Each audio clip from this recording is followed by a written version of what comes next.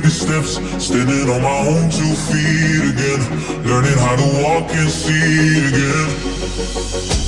Minutes pass so slowly, I was learning today.